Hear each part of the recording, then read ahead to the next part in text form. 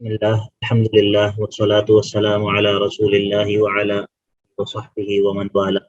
اللهم انفعنا بما علمتنا وعلمنا ما ينفعنا وزدنا علما بشر لي صدري ويسر لي أمري وتم من لساني يفقه قولي. سبحانك لا علم لنا إلا ما علمتنا إنك أنت العليم الحكيم. رب يسر ولا تعسر وتمم بالخير وبك نستعين. أعوذ بالله من الشيطان الرجيم. بسم الله الرحمن الرحيم. ألف لام ميم را. تلك آيات الكتاب والذي أنزل إليك من ربك الحق ولكن أكثر الناس لا يؤمنون. سورہ رعد کا تعارف اور ابتدائی باتیں یہ کل ہوئی تھی.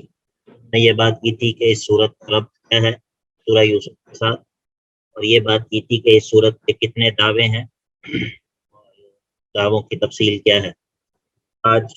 اور اس کے علاوہ یہ بات کی تھی کہ سورت کا جو پہلا حصہ ہے، پہلا جو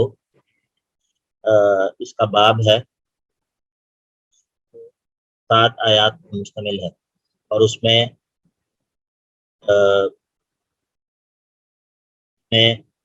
قرآن مجید کی طرف ترغیب ہے. پھر اس کے بعد 2 آیات میں دلائل عقلیہ ہیں، پھر تیسری اور چوتھی آیت میں وعید ہے. اسی طرح 5ویں آیت میں اور اس کے بعد آیات میں جو ہے وہ وعید وغیرہ ہے.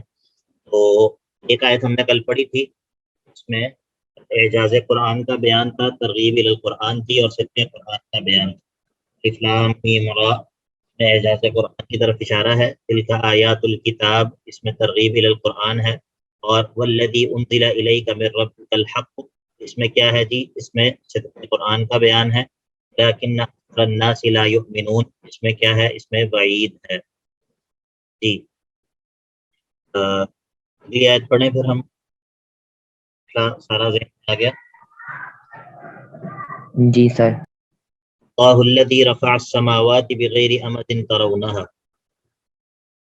یہ اس آیت کے اندر دلائل عقلیہ ہوں گے، دلائل عقلیہ ہوں گے توحید پر اور بعث پر. توحید پر اور بعث پر. بعث کیا چیز ہے؟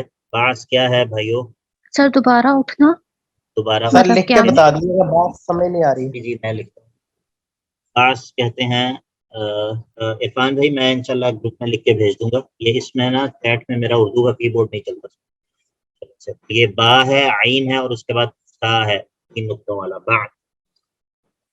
کہتے ہیں نا کہ مبعوث، اور اسی طرح آپ کہتے ہیں بعثت. بعث کہتے ہیں دوبارہ موت کے بعد دوبارہ اٹھنے کو. تو دلائل عقلیہ جو ہے نا وہ مختلف طرح کے ہوتے ہیں. بعض دفعہ دلائل عقلیہ کا تعلق خاص سے ہوتا ہے، تو ان کو کہتے ہیں کہ یہ علوی دلائل ہیں یا علوی دلائل ہیں. علوی کا مطلب یہ ہے کہ ان کا تعلق کہاں سے ہے؟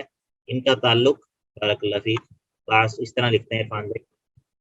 اور علوی دلائل کا مطلب یہ ہے، یا علوی دلائل کا، کہ ان کا تعلق اوپر سے ہے، اوپر سے ہے، بلندی سے ان کا تعلق ہے. اور اس کے مقابلے میں جو سفلی یا سفلی دلائل ہوتے ہیں، سفلی دلائل، ان کا تعلق نیچے سے ہوتا ہے، زمین سے ان کا تعلق ہوتا ہے. تو اس آیت کے اندر علوی دلائل عقلیہ کا ذکر ہے یا علوی دلائل عقلیہ کا ذکر ہے توحید پر اور بعث پر.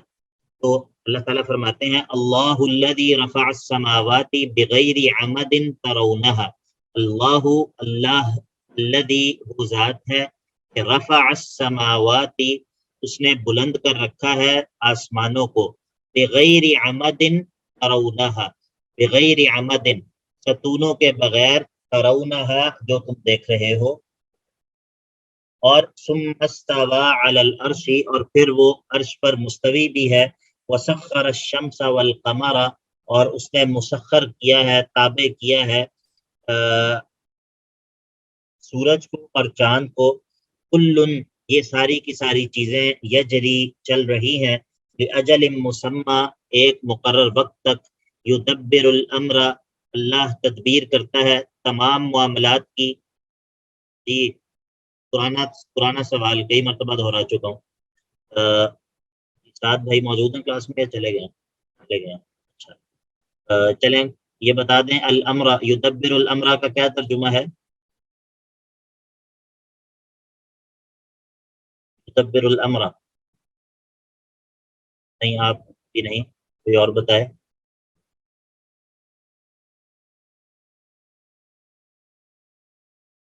جی یدبر الامر، میرا خیال ہے ابھی تک کوئی میرے سوال کو نہیں پہنچا. جی عرفان بھائی بتائیے. شاید یعنی کہ کام کی تدبیر وغیرہ کرنا، کہ اس کے یعنی کہ سیکوینس کو ڈیفائن کرنا، کس طرح اس نے چلنا ہے. کہ کون سے کام کا؟ جس طرح یہ ہم پڑھے نا وسخر الشمس والقمر، یعنی کہ سورج اور چاند کو جو سا مسخر کر دیا. جی تو کل یجری، اس کام کی تدبیر مراد ہے یہاں پر. یعنی کہ ہر ایک جون سا اپنے معین وقت پر جون سا وہ طلوع ہو رہا ہے، غروب ہو رہا ہے، اپنے اپنے آربٹ میں جون سا وہ چل رہا ہے. ٹھیک ہے، آپ وہاں پر پہنچے نہیں جہاں سے میں سوال کر رہا ہوں نا. جواب آپ کا ٹھیک ہے، غلط نہیں ہے، لیکن جو میں سوال کر رہا ہوں یہ اس کا جواب نہیں ہے. جی جزاک اللہ. ذریعہ، بارک اللہ فیک. ذریعہ بھائی بتائیں گے. جی دور ہے. جی ذریعہ بھائی، جبھی آپ اس کا جواب سنیں گے تو آپ کہیں گے ہاں یار یہ تو مجھے پتا تھا. چلیے جی بہن آپ بتائیں. سر الامر تمام کاموں کی تدبیر کرتا ہے. الامر میں الف لام الاستغراری ہے. استغراقی ہے، الف لام استغراقی ہے. بارک اللہ فیکم. جی ذریعہ بھائی.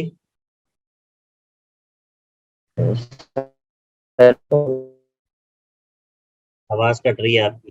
یہ پتا تھا آپ کو؟ پتا تھا نا. وہ صرف التصرف والا میرے ذہن میں تھا.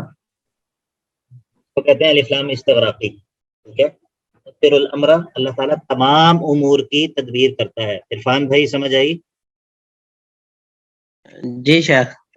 بارک اللہ فیکم. یہ اتنی دفعہ ہم ریپیٹ کریں گے ایک چیز کو کہ آپ کو یہ خود بخود یاد ہو جائے گی انشاءاللہ. ٹھیک ہے، بارک اللہ. اچھا جی، یفصل الآیات لعلکم بلقاء ربکم توقنون. یفصل الآیات، اور وہ نشانیوں کو واضح طور پر بیان کرتا ہے، تفصیل سے بیان کرتا ہے. اور یہ وہ کیوں کرتا ہے؟ لعلکم بلقاء ربکم توقنون، تاکہ تم اپنے رب کی ملاقات کا یقین کر لو، تاکہ تمہیں اپنے رب کی ملاقات کا یقین آ جائے.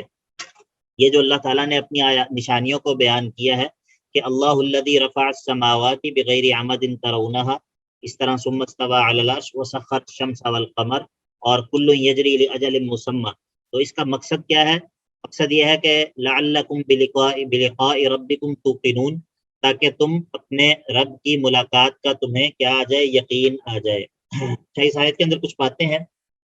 پہلی بات تو یہ ہے کہ آپ یہ دیکھیے کہ ان سب آیات اور نشانیوں کا تعلق، نشانیاں یہ جو اس کے اندر دلائل ذکر ہوئے ہیں، ان کا تعلق چونکہ بلندی سے ہے، اسی لیے میں نے کہا کہ یہ دلائل عقلیہ کی کون سی قسم ہے؟ علوی دلائل ہیں جن کا تعلق بلندی سے ہے. اعلیٰ کہتے ہیں نا آپ، بلندی کو کہتے ہیں. تو رفع السماوات اس کا تعلق بھی بلندی سے ہے، وسخر الشمس والقمر اس کا تعلق بھی بلندی سے ہے.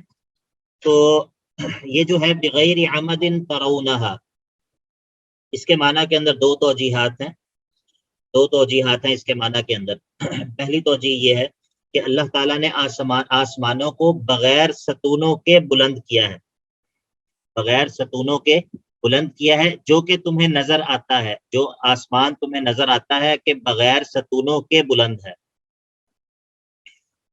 جی پہلی توجیہ سمجھ آ گئی؟ جی سر. جی. دوسری توجیہ یہ ہے کہ اللہ تعالیٰ نے آسمانوں کو بلند کیا ہوا ہے ایسے ستونوں پر کہ جو تمہیں نظر نہیں آتے، ایسے ستونوں پر جو تمہیں نظر نہیں آتے. جی دونوں توجیحات کو کون ریپیٹ کرے گا؟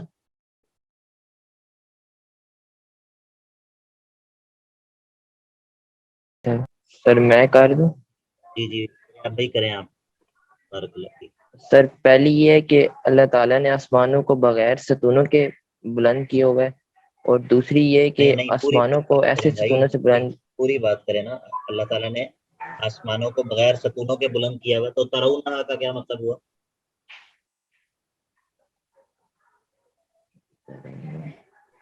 دیکھتے ہو کہ یہ آسمان ذہن میں بغیر نہیں آ رہا. ستونوں کے بلند ہے. دیکھتے ہو کہ آسمان بغیر ستونوں کے بلند. اور کیا ہے بتائیں. شیخ اس میں یعنی کہ جو ہمارا پہلا حصہ تو یہ ہے نا, اللہ الذی رفع السماوات بغیر عمد, یعنی کہ اللہ تعالیٰ نے بغیر ستونوں کے آسمان کو بلند اٹھایا ہوا ہے. اور پھر اگر ہم اس کے ساتھ ترونہا لگا دیتے ہیں تو پھر اس کا معنی تبدیل ہو جائے گا, یعنی کہ دوسری توجیہ بن جائے گی کہ پلر تو ہیں لیکن وہ ہم دیکھ نہیں سکتے. اصل میں اگر ترونہا کو عمدن کی صفت واقع کرے نا, یہ سارا گرامر کی وجہ سے ہے. اگر ترونہا کو عمدن کی صفت واقع کریں تو پھر دوسری توجیہ بنتی ہے. لیکن اگر اس کا تعلق سماوات کے ساتھ ہو تو پھر جو ہے یہ پہلی توجیہ بنتی ہے, اور پہلی توجیہ بہتر ہے. ٹھیک ہے, پہلی توجیہ بہتر ہے معنی کے اعتبار سے کہ اللہ تعالیٰ نے آسمانوں کو بغیر ستونوں کے بلند کر رکھا ہے, اور تم دیکھتے ہو کہ آسمان بغیر ستونوں کے بلند ہے. دوسری توجیہ تھی وہ کیا تھی؟ وہ یہ تھی کہ اللہ تعالیٰ نے آسمانوں کو بلند کیا ہوا ہے ایسے ستونوں پر کہ جن کو تم دیکھ نہیں سکتے, تمہاری نگاہوں سے اوجھل ہیں. ٹھیک ہے, لیکن دوسری توجیہ ضعیف ہے, پہلی توجیہ قوی ہے, اس میں زیادہ وجاہت ہے, زیادہ درست ہے.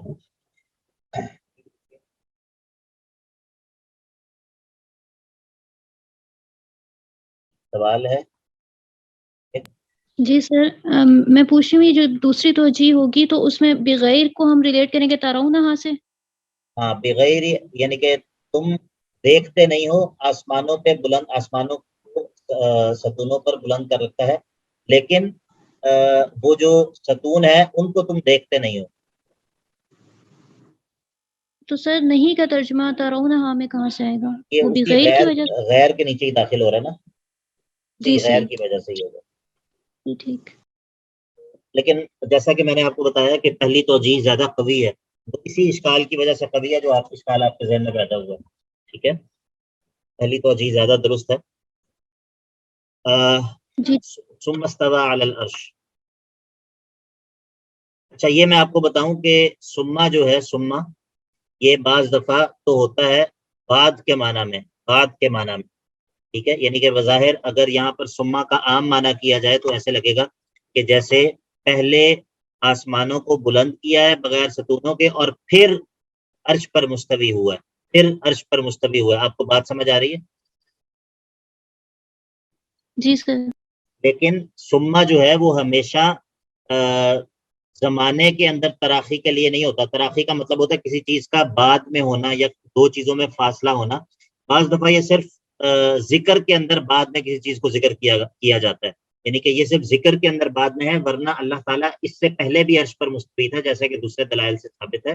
تو اس کا معنی کیا ہے؟ اس کا معنی یہ ہے کہ اور پھر وہ عرش پر مستوی بھی ہے. اللہ نے آسمانوں کو بغیر ستونوں کے بلند کیا ہے, اور پھر وہ عرش پر مستوی بھی ہے, پھر وہ عرش پر مستوی بھی ہے. یعنی کہ ایسا نہیں ہے کہ اس نے پہلے آسمانوں کو بلند کیا ہے ستونوں پر, ستونوں کے بغیر آسمانوں کو بلند کیا اور پھر وہ عرش پر مستوی ہوا. نہیں, ایسا نہیں ہے. ٹھیک ہے, تو اس کو ہم کہتے ہیں کہ صرف تعقیب ذکری کے لیے ہے, تعقیب ذکری کے لیے, یعنی کہ یہ ذکر میں بعد میں ذکر کیا گیا ہے, ورنہ یہ وقوع کے اعتبار سے بعد میں نہیں ہے, وقوع کے اعتبار سے وہ اس سے پہلے سے ہے. اور وسخر الشمس والقمر کل یجری لاجل مسمى, یدبر الامر, تمام معاملات کی وہ تدبیر کرتا ہے. یفصل الآیات لعلکم بلقاء ربکم توقنون. تو اس سے ہم نے کہا تھا کہ اس میں عقلی دلائل کا بیان ہے توحید اور بعث کے اس بات کے لیے. تو توحید کا اس بات کیسے ہو رہا ہے؟ وہ ایسے ہو رہا ہے کہ جس نے یہ سب کام کیے ہیں, جس نے آسمانوں کو بلند کیا ہے, جس نے شمس و قمر کو مسخر کیا ہے, جو تمام معاملات کی بات یہ ہو رہی تھی کہ اس آیت کے ذریعے توحید کا اس بات کیسے ہوا ہے اور بعث کا اس بات کیسے ہوا ہے. تو توحید کا اس بات اس طرح ہوا ہے کہ جب اللہ تعالیٰ ہی یہ تمام کام کرتا ہے, تمام معاملات کی تدبیر بھی اللہ تعالیٰ ہی اکیلا کرتا ہے, تو اس سے ایک تو یہ ثابت ہو گیا کہ یہ تمام معاملات کی تدبیر اکیلا وہ کرتا ہے. تو یہ توحید کی کون سی قسم ہے کہ تمام معاملات کی تدبیر اکیلا وہی کرتا ہے؟ یہ توحید کی کون سی قسم ہے؟ توحید فی التصرف. ہاں, تو توحید فی تصرف, اس کو توحید ربوبیت کہہ سکتے ہیں. توحید ربوبیت یعنی کہ ایک بڑا نام, ایک ایک جو اس کی ایک بڑی جو کلاسیفیکیشن ہے وہ توحید ربوبیت، اس کا اس بات ہو گیا. تو یفصل الآیاتی، اور یہ کوئی بتا سکتا ہے کہ اس میں بعض کا اس بات کون سے حصے میں ہو رہا ہے؟ آیت کے کون سے حصے سے بعض ثابت ہو رہا ہے؟ سر یہاں پہ لعلکم بلقاء ربکم توقنون. بلقاء ربکم توقنون. تو ان آیات کو اللہ تعالیٰ تفصیل سے بیان کرتا ہے تاکہ آپ اللہ تعالیٰ کی ملاقات کا آپ کو یقین ہو سکے. تو یہ بعض کا اس بات ہو رہا ہے. اس کے بعد وَهُوَ الَّذِي مَدَّ الْأَرْضَ وَجَعَلَ فِيهَا رَوَاسِيَ وَأَنْهَارًا وَهُوَ الَّذِي مَدَّ الْأَرْضَ وَجَعَلَ فِيهَا رَوَاسِيَ وَأَنْهَارًا وَمِنْ كُلِّ الثَّمَرَاتِ جَعَلَ فِيهَا زَوْجَيْنِ اثْنَيْنِ يُغْشِي اللَّيْلَ النَّهَارَ إِنَّ فِي ذَلِكَ لَآيَاتٍ لِقَوْمٍ يَتَفَكَّرُونَ. پچھلی آیت کے اندر آسمانی عقلی دلائل ذکر ہوئے تھے، اس کے اندر زمینی عقلی دلائل ذکر ہوں گے. آسمانی عقلی دلائل کے بعد زمینی عقلی دلائل جن کا تعلق زمین سے ہے. وَهُوَ الَّذِي مَدَّ الْأَرْضَ، وہی اللہ ہے جس نے زمین کو بچھا رکھا ہے، زمین کو پھیلا دیا ہے. وَجَعَلَ فِيهَا رَوَاسِيَ وَأَنْهَارًا، اور اس نے بنائے ہیں رواسی، یہ راسیاتن کی جمع ہے، اور اس کا معنی ہے گڑے ہوئے پہاڑ، وہ پہاڑ جو کے اندر گڑے ہوئے ہیں. وَأَنْهَارًا، اور نہریں. اور وَمِن كُلِّ الثَّمَرَاتِ، اور ہر قسم کے پھلوں میں سے جَعَلَ فِيهَا، بنائے ہیں ان پھلوں میں زوجین اثنین، دو جوڑے. یغشی اللیل النہار، رات کے ذریعے دن کو ڈھانپ دیتا ہے. وہ اللہ جو ہے وہ رات کے ذریعے دن کو ڈھانپ دیتا ہے. اور ان تمام چیزوں میں ان فی ذالک، ان تمام مذکورہ چیزوں میں لآیات، بہت سارے دلائل ہیں، بہت ساری نشانیاں ہیں. لیکن کن کے لیے؟ لقوم یتفکرون، اس قوم کے لیے جو غور و فکر کرے اور تفکر کرے. تو ادھر جو ہے وہ اللہ تعالیٰ نے اس بات کا تذکرہ کیا کہ اللہ تعالیٰ نے زمین کو پھیلایا ہے، اس کے اندر پہاڑوں کو گاڑا ہے، نہروں کو جاری کیا ہے، اور پھلوں کو اس نے بنایا ہے. ہر پھل میں سے جوڑا جو ہے اس کو بنایا ہے. جس طرح انسانوں میں مؤنث اور مذکر ہیں، اسی طرح پھلوں کے اندر بھی، اور یہ جو دوسری جو ہے ان کے اندر بھی، درختوں کے اندر بھی مذکر اور مؤنث کا چکر ہوتا ہے. مذکر اور مؤنث کا اس کے اندر بھی جو ہے وہ نظام ہوتا ہے. اور یہ تمام کام جو ہے، اور اس کے علاوہ اللہ تعالیٰ جو ہے وہ کیا کرتا ہے، دن کو رات کے ذریعے ڈھانپ دیتا ہے. تو یہ تمام جو امور ہیں، یہ ان کا تعلق چونکہ زمین سے ہے، تو ان کو اس لیے ہم نے کہا کہ یہ عقلی دلائل عقلیہ ہیں. تو یہ ان تمام چیزوں میں، جن چیزوں کا ذکر ہوا، ان میں اگر کوئی بندہ غور کرے تو اس کے لیے ان تمام چیزوں بہت بڑی نشانیاں ہیں. تو اب آپ کو سمجھ آ رہی ہے کہ اس سورت کا، سورہ یوسف سے جو ہم نے ربط بیان کیا تھا، جی سر. کیا ربط تھا اور کس طرح وہ یہاں پر ظاہر ہو رہا ہے؟ سر ربط میں ہم نے یہی کہا تھا کہ اس صورت میں عقلی دلائل سے توحید کا ذکر کیا جائے گا، تو یہ عقلی دلائل ہی ہو رہے ہیں. ہاں، عقلی دلائل. بارک اللہ فیکم، بارک اللہ اپنے بھائی. تو اب اس کے بعد ایک دو دلائل ہو گئے، ایک تیسری عقلی دلیل ہے، اور وہ کیا ہے؟ وہ یہ ہے کہ وَفِي الْأَرْضِ قِطَعٌ مُتَجَاوِرَاتٌ، اور زمین میں قطعٌ، زمین کے ٹکڑے ہیں. قطعۃ کی جمع ہے قطع، زمین کے اندر ٹکڑے ہیں. متجاورات، جو ایک دوسرے کے ساتھ واقع ہیں. یعنی کہ زمین کے مختلف ٹکڑے ہیں جو کہ ایک دوسرے کے ساتھ واقع ہیں، لیکن ہر ایک جو ہے وہ دوسرے سے مختلف ہے. اور وجنات من اعناب، اور باغات ہیں انگور کے. وزرع، اور جو ہے وہ کھیتیاں ہیں. ونخیل، کھجور کے درخت ہیں. سنوان وغیر سنوان، شاخوں والے بھی اور بغیر شاخوں والے بھی. یسقا بماء واحد، اور یہ تمام کی تمام چیزیں جو ہیں ان کو ایک ہی پانی جو ہے وہ پلایا جاتا ہے. وہ پانی جو کہ انگور کے کھیت کو لگتا ہے، وہ جو کھجور کی مختلف قسموں کو لگتا ہے، جو دوسرے باغات کو لگتا ہے، وہ تمام کا تمام پانی تو ایک ہی ہے. لیکن وَنُفَضِّلُ بَعْضَهَا عَلَى بَعْضٍ فِي الْأُكُلِ، ذائقے کے اندر اللہ نے بعض کو بعض پر فضیلت دے رکھی ہے. تو ان فی ذلک لآیات لقوم یعقلون، اللہ تعالیٰ فرماتے ہیں بے شک اس میں بھی اس قوم کے لیے نشانیاں ہیں جو قوم عقل سے کام لے. اس میں بھی عقل سے کام لینے والوں کے لیے نشانیاں ہیں. ان فی ذلک لآیات لقوم یعقلون. اس سب کے بعد کیا ہے، جب یہ ساری باتیں ہو گئیں تو اب وعید ہے آخرت کا انکار کرنے والوں کے لیے، آخرت کا انکار کرنے والوں کے لیے وعید ہے۔ تو اللہ تعالیٰ فرماتے ہیں وَإِن تَعْجَبْ فَعَجَبٌ قَوْلُهُمْ، اگر آپ ان کے توحید سے انکار کرنے پر تعجب کرتے ہیں تو فَعَجَبٌ قَوْلُهُمْ، تو ان کا دوسرا جو قول ہے وہ زیادہ تعجب والا ہے۔ وہ قول کیا ہے؟ انکار بعث، یعنی کہ توحید سے انکار پر آپ تعجب کرتے ہیں، جو یہ بعث کا انکار کرتے ہیں وہ زیادہ تعجب خیز ہے۔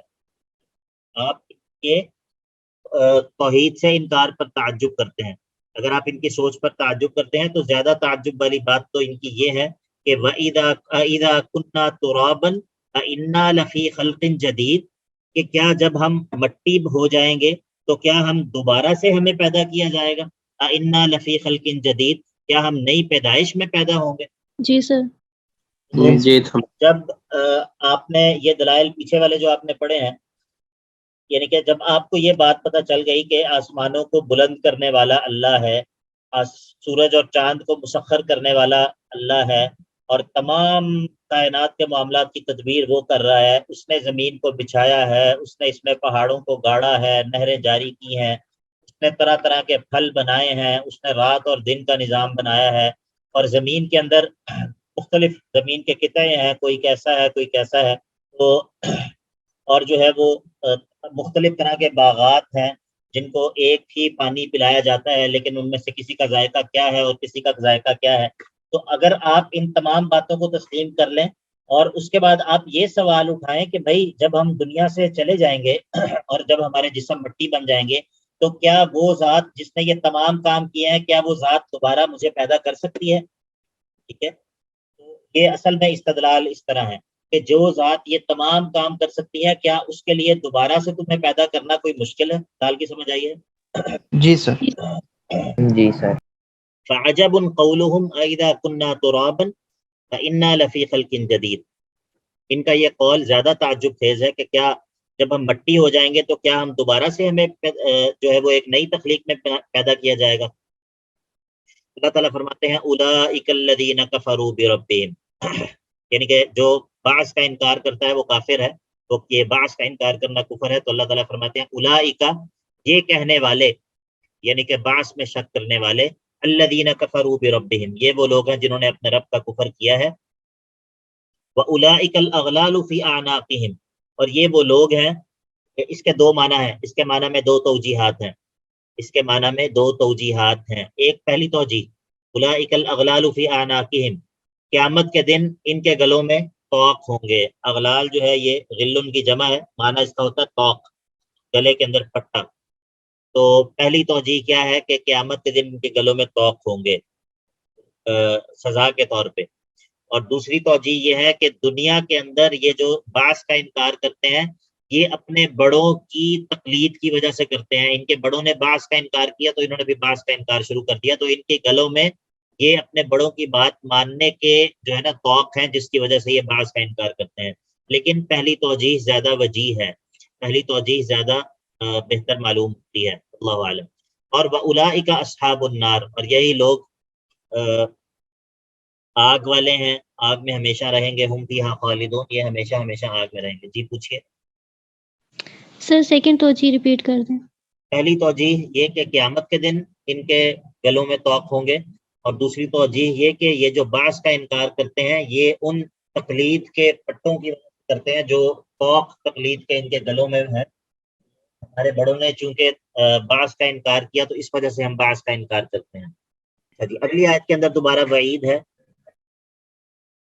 وَيَسْتَعْجِلُونَكَ بِالسَّيِّئَةِ قَبْلَ الْحَسَنَةِ، اس آیت کے اندر وعید ہے کس چیز پر؟ ان لوگوں کے لیے جو ایمان تو نہیں لاتے مگر جلد بازی کرتے ہیں عذاب کو طلب کرنے کے لیے۔ عذاب کو کہتے ہیں لاؤ عذاب کی طرح، جس طرح ہم نے سورہ ہود میں بھی پڑھا تھا کہ فَأْتِنَا بِمَا تَعِدُنَا، لے آؤ وہ چیز جس کا تم ہمارے سے وعدہ کرتے ہو، لاؤ عذاب لے بھی آؤ، بڑا تم عذاب سے ہمیں ڈراتے ہو، تو کب آ رہا ہے وہ عذاب؟ تو ایسے لوگوں کے لیے جو عذاب کو طلب کرنے میں جلد بازی مچاتے ہیں ان کے لیے وعید ہے۔ وَيَسْتَعْجِلُونَكَ، جلدی کرتے ہیں، جلدی طلب کرتے ہیں آپ سے کس چیز کو؟ بِالسَّيِّئَةِ، عذاب، قبل الحسنتی، راحت سے پہلے یہ عذاب کو طلب کرتے ہیں. اور وقد خلت من قبلہم المثلات. قبل الحسنہ سے کیا مراد ہے جی؟ الحسنہ سے کیا مراد ہے؟ کس حسنہ سے پہلے یہ عذاب کو طلب کرتے ہیں؟ الحسنہ سے مراد ہے ایمان کو قبول کرنا، یعنی کہ ایمان اور توحید کو قبول کرنا، یعنی کہ بجائے اس کے کہ یہ ایمان لائیں، یہ ایمان لانے کے بجائے کیا کرتے ہیں؟ ایمان لانے سے پہلے یہ عذاب کو طلب کرتے ہیں. یہ الحسنہ کا لفظ جو ہے، یہ جس طرح قرآن مجید کے اندر توحید کے لیے بھی یہ لفظ استعمال ہوا ہے حسنہ کا، اس طرح جنت کے ناموں میں سے ایک نام ہے الحسنہ. اور الاحسان بھی آتا ہے، الاحسان. والذین، آیت میرے ذہن سے نکل گئی ہے، بہرحال جس طرح آیا حل جزاء الاحسان الا الاحسان، حل جزاء الاحسان الا الاحسان، کیا حل جزاء الاحسان الا الاحسان، کیا توحید کا بدلہ جنت کے سوا کچھ ہے؟ کیا توحید کا بدلہ جنت کے سوا کچھ ہے؟ تو یہ توحید کے معنی میں بھی استعمال ہوتا ہے اور جنت کے معنی میں بھی استعمال ہوتا ہے، ایمان کے معنی میں بھی استعمال ہوتا ہے. تو وقد خلت، اور یقیناً گزر چکی ہے، من قبلہم، ان سے پہلے، المثلات، بڑی بڑی سزائیں. بطور مثال ان سے پہلے بڑی بڑی سزائیں گزر چکی ہیں، اس کے باوجود یہ لوگ کیا کرتے ہیں؟ ایمان لانے کے بجائے آپ سے عذاب کا جلدی جلدی مطالبہ کرتے ہیں. جس طرح سورہ انفال کے اندر ہم نے پڑھا تھا، سورہ انفال کی آیت نمبر 32 کے اندر ہم نے یہ پڑھا تھا نا کہ وہ کفار کہا کرتے تھے کہ ان کان ھذا ھو الحق من عندک فامطر علینا حجارۃ من السماء یأتینا بعذاب، کہ اگر یہ حق ہے تو بجائے اس کے کہ اس کو تسلیم کر لیں، وہ کہتے تھے کہ اچھا اگر یہ حق ہے تو پھر ہمارے اوپر عذاب لے آؤ. ٹھیک ہے، تو یہ اسی رویے کا تذکرہ ہے. سورہ انفال کی آیت نمبر 32 کے اندر آپ لوگ ضرور دیکھیں. تو وَإِنَّ رَبَّكَ لَذُو مَغْفِرَةٍ لِلنَّاسِ عَلَىٰ ظُلْمِهِمْ، اور بے شک جو آپ کا رب ہے وہ بہت مغفرت والا ہے، لوگوں کو بہت بخشتا ہے ان کے ظلم پر، ان کے ظلم کے باوجود بھی لوگوں کو وہ بخشتا ہے. لیکن وَإِنَّ رَبَّكَ لَشَدِيدُ الْعِقَابِ، اور یقینی بات یہ ہے کہ آپ کا رب جو ہے وہ بڑی سزا دینے والا بھی ہے، اس کا عقاب اور اس کی پکڑ جو ہے وہ بڑی شدید بھی ہے. صرف ذو مغفرہ ہی نہیں ہے بلکہ وہ شدید العقاب بھی ہے، وہ شدید العقاب بھی ہے. تو اس آیت میں وعید ہے کن لوگوں کے لیے؟ جو ایمان نہیں لاتے لیکن جلد بازی سے عذاب کو طلب کرتے ہیں. عذاب یہ جو ہے وہ انبیاء کو کہتے ہیں کہ ہمیں آپ عذاب جو ہمارے اوپر لانے کا وعدہ کرتے ہیں اس عذاب کو آپ لے ہی آئیے. وَيَقُولُ الَّذِينَ كَفَرُوا لَوْلَا أُنزِلَ عَلَيْهِ آيَةٌ مِّن رَّبِّهِ، آخری آیت ہم پڑھ لیتے ہیں. وَيَقُولُ الَّذِينَ كَفَرُوا، اور وہ لوگ جو کافر ہیں وہ کہتے ہیں، وہ لوگ جنہوں نے کفر کیا وہ کہتے ہیں لولا انزل علیہ آیۃ من ربہ، اس پر کوئی اس کے رب کی طرف سے نشانی کیوں نہیں نازل ہوتی؟ یہاں پر کون سی نشانی مراد ہے جی؟ کون سا معجزہ مراد ہے یہاں پر؟ کس معجزے کی بات ہو رہی ہے یہاں پر؟ بات ہو رہی ہے فرمائشی معجزے کی، فرمائشی معجزہ. ٹھیک ہے، بات سمجھ آ رہی ہے؟ جی سر. کیونکہ اللہ کے نبی علیہ الصلوۃ والسلام کے پاس باقی معجزات تو موجود تھے، لیکن یہ چاہتے تھے کہ جو ہم کہیں وہ معجزہ دکھایا جائے. لولا انزل علیہ آیۃ من ربہ، تو اس کا جواب کیا ہے؟ اس کا جواب یہ ہے کہ انما انت منذر، اے نبی صلی اللہ علیہ وسلم آپ تو صرف ڈرانے والے ہیں. وَلِكُلِّ قَوْمٍ ہاد، وَلِكُلِّ قَوْمٍ ہاد، یہ جو لفظ ہے آخری جو حصہ ہے وَلِكُلِّ قَوْمٍ ہاد، اس کے اندر دو توجیحات ہیں، اس کے اندر دو توجیحات ہیں، لیکن یہ دو توجیحات انشاءاللہ ہم کل پڑھیں گے. یہ ٹائم ہمارا ہو گیا، اور ابھی جب وقت ہو جائے، کلاس کا جب ٹائم ختم ہو جائے تو اس کے بعد کوئی دلچسپ یا اہم بات نہیں کرنی چاہیے، کیونکہ اس وقت طلباء کا دھیان جو ہے وہ کلاس کے ختم ہونے کی طرف ہوتا ہے، اور ایسے وقت میں کوئی اہم بات کرنا جو ہے وہ اس اہم بات کی اہمیت کم کرنے کے مطابق. یہ ایسا ہے، ایسا ہوتا ہے؟ نہیں سر، ہم لوگ شوق والے بیٹھے ہیں، 5-10 منٹ کی کوئی بات. بات یہ ہے کہ آپ اکیلے کہہ رہے ہیں نا، یہ بات تو دور تو جمہوریت کا ہے. اگر جمہور جو ہے وہ آپ کی تائید کرتے ہیں تو ہم انشاءاللہ یہ پڑھ لیتے ہیں دونوں توجیحات. شیخ قرآن پڑھتے ہوئے انسان تھکتا تو نہیں ہے، لیکن انسان ہونے کے ناطے. اللہ اکبر، ماشاء اللہ ماشاء اللہ. جی ابھی کچھ لوگ میرا خیال ہے لیفٹ بھی کر گئے کلاس. اچھا جی، جی ذرا بھائی آپ بھی اپنی رائے دے دیں. جی سر آپ پڑھا دیں. وہ سوری سر میں ادھر سفر میں ہوں، اس وجہ سے تھوڑا میرا نیٹ کا پرابلم بن رہا ہے. کوئی مسئلہ نہیں، چلیں. وَلِكُلِّ قَوْمٍ ہاد، اس کے اندر دو توجیحات ہیں. پہلی توجیہ تو یہ ہے کہ انما انت منذر وہاد لکل قوم، انما انت منذر، بے شک آپ تو ڈرانے والے ہیں، وہاد، جو ہادن ہے اس کو آپ پہلے لے آئیں, واؤ کے ساتھ اسے جوڑ دیں, ٹھیک ہے. وہادن لکل قوم, اور آپ ہدایت دینے والے ہیں ہر قوم کو. انما انت منذر, اے نبی صلی اللہ علیہ وسلم بے شک آپ تو کیا ہیں, ڈرانے والے ہیں, اور ہدایت دینے والے ہیں لکل قوم, ہر قوم. یہ پہلی توجیہ ہے. پہلی توجیہ کے اندر کیا ہوگا, انما انت منذر وہادن لکل قوم. جی یہ توجیہ سمجھ آ گئی؟ جی سر. جی. اور جو دوسری توجیہ ہے وہ اس کے اندر لکل قوم ہاد, اس کو ہم الگ جملہ بنائیں گے, اور اس میں کیا ہوگا, انما انت منذر, اے نبی صلی اللہ علیہ وسلم بے شک آپ تو ڈرانے والے ہیں, اور وَلِكُلِّ قَوْمٍ ہاد, اور ہر قوم کے لیے کوئی نہ کوئی اللہ تعالیٰ ہدایت دینے, ہر قوم کی ہدایت کے لیے اللہ تعالیٰ کسی نہ کسی کو مخصوص کرتا ہے. مستقل جملہ بنائیں گے, ٹھیک ہے. وَلِكُلِّ قَوْمٍ ہاد, اور ہر قوم کے لیے کوئی ہادی جو ہے وہ اللہ تعالیٰ مبعوث کرتا ہے. جی دوسری توجیہ بھی سمجھ آ گئی سب کو؟ جی سر. جی سر. اور کون سی توجیہ زیادہ مناسب لگ رہی ہے؟ دوسری سر. ہاں دوسری زیادہ مناسب لگتی ہے, البتہ پہلی توجیہ بھی گرامیٹیکلی لنگوسٹیکلی جو ہے وہ بنتی ہے. پہلی توجیہ کی بھی گنجائش موجود ہے, اور اگر پہلی توجیہ کو جی بتائیے بولیں. پہلے ہم نے پڑھا ہے کہ آپ صلی اللہ علیہ وسلم واز کریں, توحید کا درس دیں, ہدایت دینا اللہ کا کام ہے. جی بارک اللہ فیک, بہت اچھا سوال کیا آپ نے, بہت اچھا سوال کیا. اس جگہ پہ یہ سوال ہونا چاہیے تھا, لیکن اس کا جواب جو ہے وہ کیا ہے, اس کا جواب یہ ہے کہ جو ہدا یہدی ہے یہ دلچسپی والی اور اہمیت والی بات ہے, لیکن میں اس کو انشاءاللہ ابھی بھی بتا دیتا ہوں اختصار کے ساتھ, اور اگلی کلاس کے شروع میں بھی میں بتاؤں گا تاکہ جو لوگ ابھی موجود نہیں ہیں وہ بھی سنیں. یہ جو ہدا یہدی ہے اس کے 3 معنی ہیں, ٹھیک ہے. ایک معنی اس کا ہوتا ہے کہ اکمل بھائی آپ مطلب آپ آئے ہیں فیصل آباد, ٹھیک ہے, اور آپ میرے سے پوچھتے ہیں کہ لاہور کا راستہ کیا ہے, ٹھیک ہے. میں آپ کو کہتا ہوں کہ آپ یہاں سے اس روڈ پہ جائیں گے, یہاں سے آپ ادھر جائیں گے, اور آگے جو ہے وہ لاہور آ جائے گا. ایک ہے یہ ہدایت. ایک یہ ہے کہ میں آپ کو جا کر لاہور روڈ کے اوپر کھڑا کر دیتا ہوں, اور میں کہتا ہوں یہ سڑک ہے جو جاتی ہے لاہور کی طرف جاتی ہے. ایک یہ ہدایت ہے, ہدایت کا ایک درجہ یہ ہے. اور تیسرا طریقہ یہ ہے کہ میں آپ کو گاڑی میں بٹھاتا ہوں اور آپ کو جا کے میں ٹھوکر پہ اتار دیتا ہوں لاہور میں, ٹھیک ہے. ایک ہدایت یہ ہے, ٹھیک ہے. تو قرآن مجید کے اندر ہدایت ان تینوں معنی میں استعمال ہوتا ہے, ان تینوں مختلف معنی میں استعمال ہوتا ہے, ٹھیک ہے. کسی وقت ہدایت سے مراد ہوتا ہے حق کو بتانے والا, کسی وقت ہدایت سے مراد ہوتا ہے حق تک پہنچانے والا, اور کسی وقت ہدایت سے مراد یہ ہوتا ہے کہ وہ منزل مقصود تک پہنچانے والا مراد ہوتا ہے, ٹھیک ہے.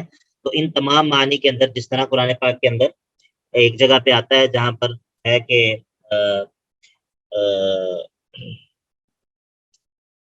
سبحان اللہ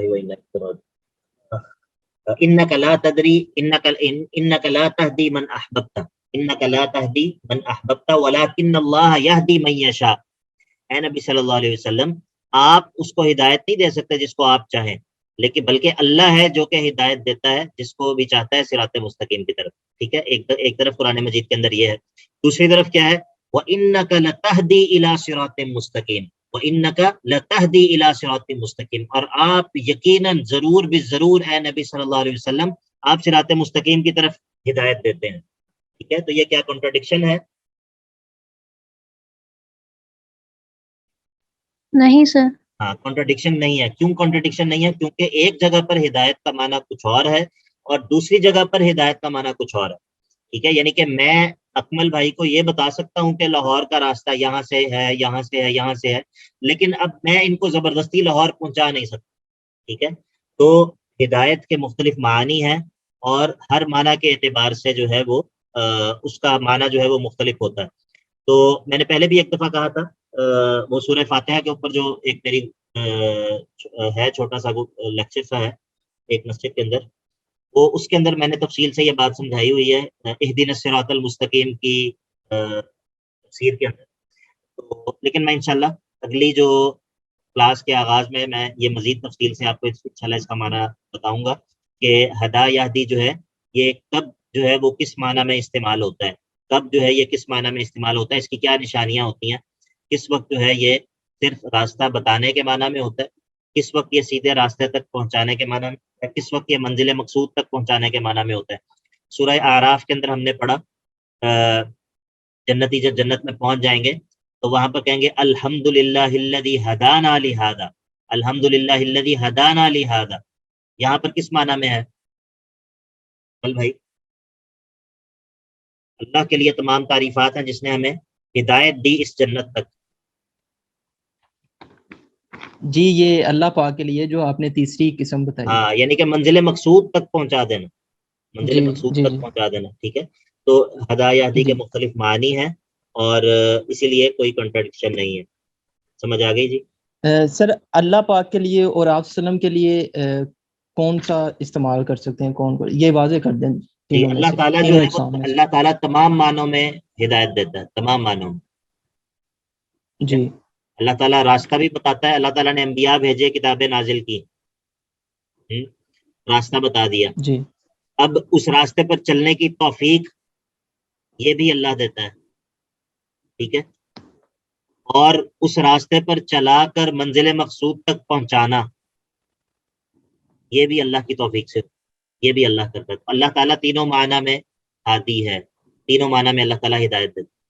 لیکن انبیاء جو ہیں، انبیاء راستہ بتا سکتے ہیں، انبیاء راستہ بتا سکتے ہیں، اس تک اس کی توفیق دینا، اس راستے پر چلا دینا یہ انبیاء نہیں کر سکتے، اور منزل مقصود تک پہنچا دینا یہ انبیاء نہیں کر سکتے۔ اگر انبیاء کر سکتے ہوتے تو ابو طالب جو ہیں وہ کیوں کفر کی حالت میں ان کی موت ہوتی، ٹھیک ہے۔ تو یہ انبیاء جو ہیں یہ کس معنی میں ہے، یہ کہ وہ ہدایت دیتے ہیں، یعنی کہ وہ رہنمائی کرتے ہیں، وہ بتا دیتے ہیں، کھول کے واضح کر کے سیدھا راستہ وہ بتا دیتے ہیں، ٹھیک ہے۔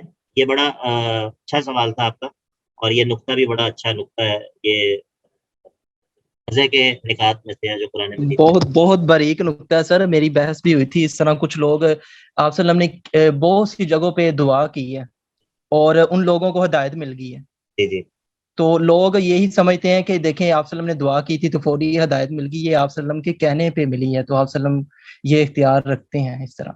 نہیں، دعا کی جیسے قبولیت حضرت تو ایک الگ چیز ہے نا، دعا تو پھر وہ قبول اللہ نے کی نا، آپ نے دعا کی، جی جی دعا کا مطلب ہی ریکویسٹ ہے، یعنی کہ خود سے جی ہدایت بالکل۔ دے دینا یہ ایک اور چیز ہے، اور دعا کرنا یہ ایک الگ چیز ہے، ٹھیک ہے۔ بارک اللہ فیکم، یہ ٹائم 10 منٹ زیادہ ہو گئے، تو انشاءاللہ یہ کلاس میں